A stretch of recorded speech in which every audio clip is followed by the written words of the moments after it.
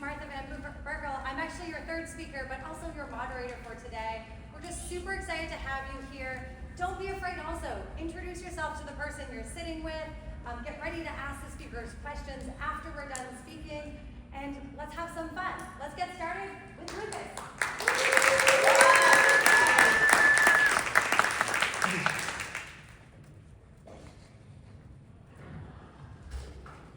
All right, good morning. Thank you all for being here. I know you had different choices this morning, so I really appreciate for you to come here to this one. Similar to what the video was saying, I started talking at work camps, at colleges, and now I'm in a big platform like this. So, I just want to say thank you, take a chance to say thank you, and I hope you take something out of it. There's so many good speakers today that I feel like I'm the opener, but bear with me. Good things come to those who wait. So, again, my name is Lucas Alvarado. I'm a digital project manager at a company called Nationwide Transport Services. They are my only sponsors, so everything that I talk about right now in my presentation, nobody has paid me anything for it. It's just all recommendations from things that I've done in the last 8 years. My expertise is, again, on WordPress. Yeah, we're gonna just go ahead and get into it. My previous experiences getting hacked. Does everybody in here use WordPress? Yeah, most of us. Okay, nice. How many of you have been hacked? All right, yeah, so me too. It happens to everybody. And it's not about happening, it's about what you learn, how to fix it, and how to not make it happen again. But if somebody really wants to hack you, there's a big chance that they will. So my previous experiences was that I had a very cheap server with a cPanel with 6 different websites. And one of those websites had a vulnerability, and they were able to access everything on that cPanel and deface all of those 6 websites. So that's the toughest lesson I've had to learn so far, that I lost those 6 websites just in a couple hours. And yeah, it was very time consuming. I had to give refunds, I was consulting, I was working with other companies. And also, it was very embarrassing. Imagine if I put my link up here, and instead of you finding out about who I am or what I do, it takes you to a store to buy Viagra or a Chinese casino or Cialis or something that's nothing related to me. So how embarrassing would that be in a room full of people? This is what you will potentially want to do. So you would like to have one main WHM. And then from those WHM, you have different cPanel for each website. And then on those cPanels, you have your files, your images, your databases, your DNS connections. But they're all separate. The WHM allows you to have different IPs. And so if one of them is compromised, you're not affecting your IP, you're not affecting anything on the other websites. So security, a necessity. Why does security matter? We want to prevent data breaches. You don't want to be part of a company that that gets hacked and people lose their passwords, their emails, their phone numbers. That's very precious data, and you don't want to be part of that data breach. You want to uphold your website's integrity. Again, very similar. You don't want to be part of a company that is known for getting hacked, or a user will not want to buy from you or not do business with you because they know that you've been in the news. Because you sold emails, phone numbers, passwords, or that you've been hacked and you lost that information. It's business continuity, almost the same thing, and legal requirements. So what do people do? What would a hacker do if they hack your website? There's different things. Believe it or not, one of the most popular still to this day is ransomware, which is basically when they change your whole, they encrypt all your files, and instead of seeing your website, you see a red screen that says, hey, we have your files. If you want them back, pay Bitcoin, euros, dollars, whatever it might be. So and honestly, they might not even know how to decrypt them, so you're lost. So they might also want to insert malware or backdoors. I've seen WordPress websites that have users that nobody even knows who they are, and they have admin, privileges. So it could be someone that just has an admin privilege, and they could just come back to your website and steal information, deface your website, change things, update plugins, delete pages, and that's not what you like. Steal sensitive data. I could steal your data in maybe 5 seconds if I have access to your WordPress site, and basically your database. I could export it in Excel and do whatever I like with it. Server bot activities. How bad would it be if somebody just starts sending spam emails with your IP, just left and right, thousands and thousands every day? It will really hurt your IP, and from this conference especially, your SEO.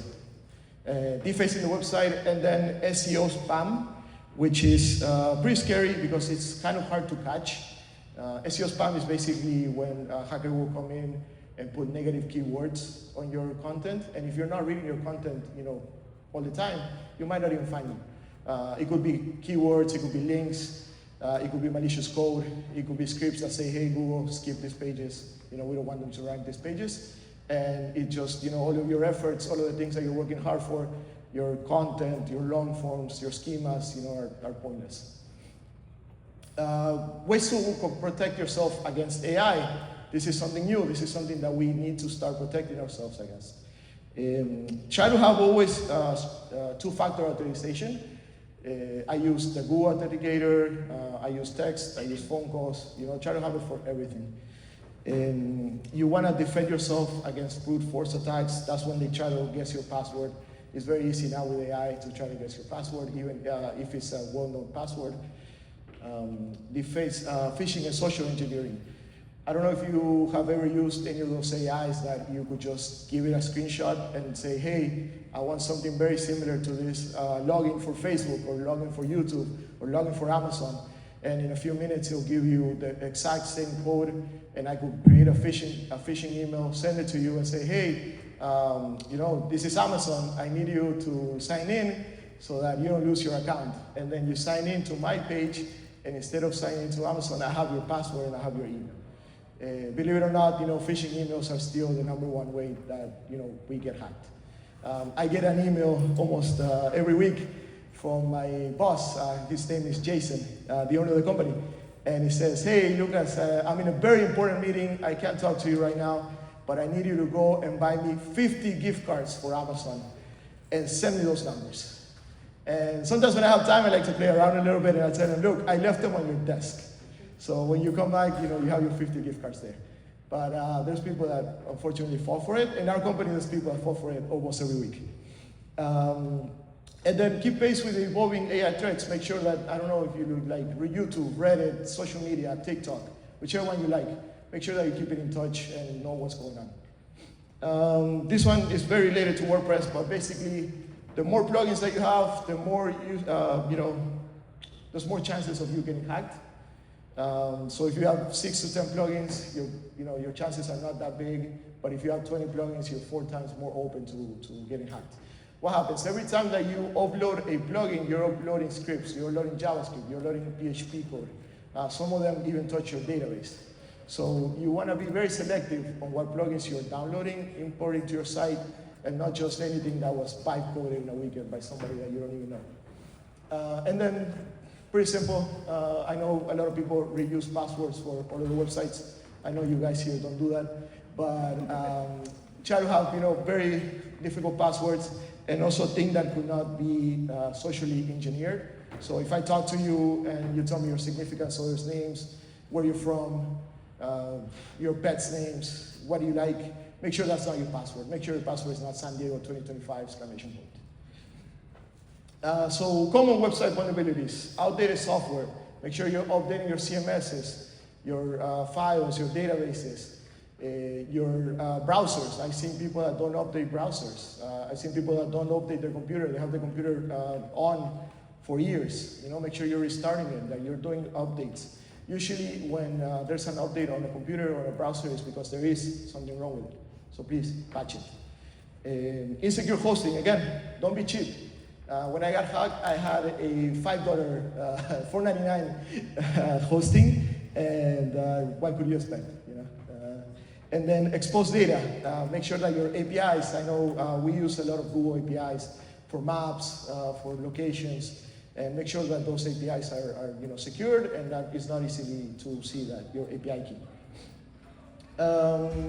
This was very important, I guess, in this room. So I know as SEOs, you guys don't have all the time access to developers, and you're doing content, you're doing schemas, you are doing, link building, and you don't really have time to update plugins. Why would I, go and waste time updating plugins on the WordPress website? Or worse than that, you update all your plugins and then your website looks completely different. It's happened to me, it's happened to everybody, even if you use one of those page builders, like Elementor, if sometimes you update everything and it just messes up your whole website. So what I recommend is that you do have if you don't have time to update plugins manually every time, do have a plugin update plugins automatically, and just make sure that it's compatible with your site, that you have an update scheduled. When I do this, I do it like a Sunday at 2 a.m. because analytics show that there's no one on my site at that time. That you could select what plugins you are updating at any time. That it has backup integrations. Again, you do your update of everything, you go to your site, everything looks horrible. Make sure that you could come back to a previous version that you knew was working perfectly, fix it, and then continue on. That you get an email. So when all the plugins are updated, you get an email, hey, your plugins are updated. Login management and easy to use. This is something that you could set up easily. It's going to take you hours to set up and use every time. Again, we don't have time. Same thing with security plugins. It's very important to have a security plugin. Does everybody here have a security plugin? Yeah, awesome. So we use different ones. One that I like as well is Securi. And I like it because you could go to security.com and they could scan your website for free and you could see if there's any malicious code in a few minutes. So I try to do that every month. I put all of the URLs that I work with, and I make sure that everything is up to date and up to code. The other thing I've been doing lately that I really like is I download all of the files from WordPress, from the sites, and I throw it into Cursor. I don't know if any of you guys use Cursor, but in Cursor you basically say, hey, tell me what this is, and it goes through all of your files, and it's like, hey, this is a WordPress website for ABC. It does this, it does that, it has this, it has that, and then you ask it, hey, can you check if there's any malicious code? And then it will tell you if there's anything wrong with it or if you're good to go. So what to look for in a security plugin? Threat protection, performance impact. There's no reason why a security plugin should impact your performance. If you see your website slowing down because you updated a plugin, make sure you get rid of it almost right away. The user interface, is it easy to use? Is it easy to set up? Can you easily set it up in a few minutes? Do you need a developer? Usually you don't, or they have some kind of quick guide where you could go ahead and get it set up in a few clicks. Is it regularly updated? A security plugin that is not regularly updated might not be a good idea because things keep changing, and if they're not keeping up to date, you're just wasting your time. Customer reviews and ratings. This is actually a perfect opportunity for you to talk to your peers, the person to your left, to your right. Do you have a security plugin on your website? Which one do you use? We recommend it. Is it expensive? Is it cheap? Do they have a free demo? Try it out. And support and documentation. Again, very similar. Make sure that it's easy to use, that you have documentation on how to fix it, if anything goes wrong, or how to use it. I don't really have time to go through all of these ones, but this will be more advanced security measures. The ones that I will go over are cross-site scripting, which is when a hacker is able to upload JavaScript code without having access to your website at all. If you are allowing cross-site scripting, I could go and put on the console it's JavaScript script, and everybody that comes into your site, I'm gonna get their email and password right away. DDoS attacks, I think we know what that is. And then again, two-factor authentication. And also, one of the new ones is hiding your WordPress version. So if you have version 6.4, 6. Whatever, if you could hide your WordPress version, because I could easily go and scan your site, and if I know that version has an issue or a vulnerability, I could exploit it right away. But if you hide your WordPress version, it's gonna take me a little more time, or a hacker a little more time to find out what version you're using. And I don't know if that version has a vulnerability or not. Regular backups and monitoring. This is the lesson that I learned the hard way. You want to have backups. You want to have offline backups. If you want to have backups on offline backups, if you want to have online backups, you make sure that they're not in the same server where your website is. So have them at a drive, have them at whatever you like, but on Google Drive, but don't have it in the same place where you have your website. And what to look for in a backup plugin. So you want to make sure that you could schedule when you're doing the backups, that it's compatible with everything that you have on your website at this moment, that is reliable. You know, I use one that you could export everything as a file. You have it, and then if something goes wrong, I could just import that file, and the website's back up in a couple minutes. So if, for God forbid, where I work, we get hacked, I'm in the conference and we get hacked, and somebody takes all of our websites, I could have everything up in a few hours. So because I have backups that I'm very confident with. And I've tried them, and there's something called Loco. I don't know if you ever heard of it or use it, where I always recommend to have Loco on your computer. I think it's called Loco WP, and you have Loco on your computer, you export your live site, you import it to Loco WP, you have a backup there. Exact same of what you have online. This is a workflow that we've been using, or I've been using for the last few years, where again, you have Loco, you have development, you go to staging. If everything is good in staging, staging is usually the same server as your live site. So that's why there's a difference between development and staging. So once you get to staging, you are gonna push to QA, you're gonna have people test it. If everything goes well, it's ready to deploy, we deploy to the live site. If not, we start the cycle all over again. For some of you that are doing just blogs or content, this might be a little overkill, but if you are creating themes, creating plugins, trying to do different things with code, you might, take advantage of this workflow. Unfortunately, we don't have time for Q&A, but the key takeaways that I would like you to have are, to make sure that you're updating your plugins in your themes regularly is very important. Don't reuse the passwords, and again, don't make the passwords easy to hack. Don't use 1, 2, 3, 4, 5. I know the passwords in Google are MD5 encrypted, but I could grab an MD5 encryption and get it decrypted in a couple minutes. So make sure that you're using something that is unique, something that is not easy to hack. You want to install a security plugin. If you don't have one, use two-factor authorization, not just for your WordPress sites, for your bank, for your AT&T account, for everything that you have, try to have two-factor authorization. Limit admin users. Only make admins to people that really need to be admins. Don't have anybody just be an admin on your website. Monthly site scans. Again, security is free. Just put your URL, a couple minutes, you see that everything is running properly. You don't need to do anything else.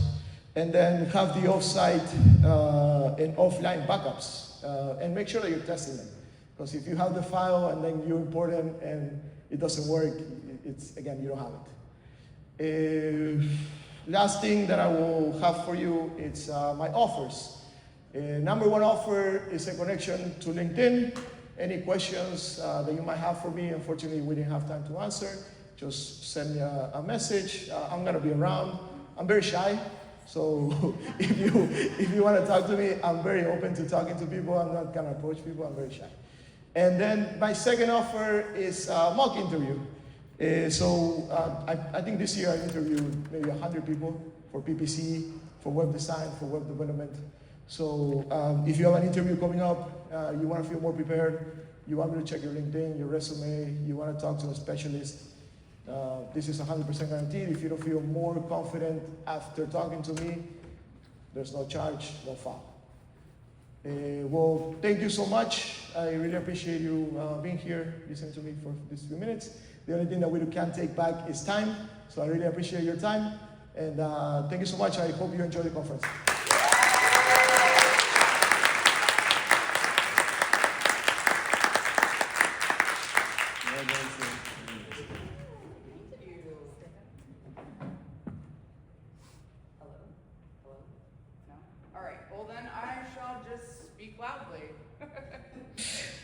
Can you hear me now? Oh, there it is. All right, so welcome to our track today. Welcome to BrightonSEO. Welcome to San Diego.